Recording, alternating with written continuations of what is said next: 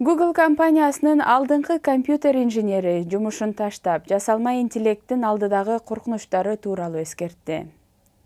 Доктор Джеффри Хинтон азыр ChatGPT сыяктуу жасалма акыл системаларына жол ачууга жардам берген тереңирээк үйрөнүү жана нейрон тармактарын түзүү боюнча жүргүзгөн алгачкы изилдөөсүнө жарым-жартылай өкүнүп жатканын айтты.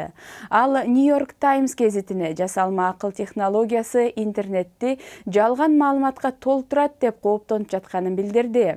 Google болсо биз жасалма акылга жоопкерчиликтүү мамиле кылууну улантабыз деп жооп берди. Доктор Хинтон BBC-ге өзүнүн тынчсыздануусу тууралуу айтып берди.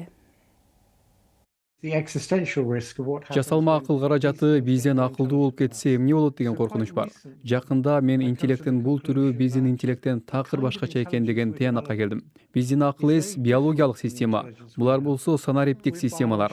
Жана анын айырмасы чоң, анткени сиз санариптик системалар менен иштейсиз. Бир эле салмактан канча деген нускасы бар, дүйнөнүн канча үлгүсү бар. Жана ошол көчүрмөлөрдүн баары өз-өзүнчө үйрөнө алат, бирок ошол замат өз билими менен бөлүшөт. Ошентип сизде 10 000 адам болгондо эле бир адам бир нерсени үйрөнсө, баары аны автоматтык түрдө билип турат.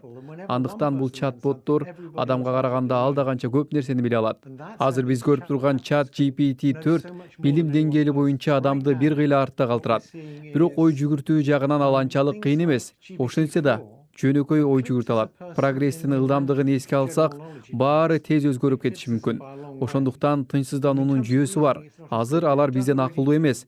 Бирок менимче жакында алар бизден акылдуу болуп кетиши ыктымал.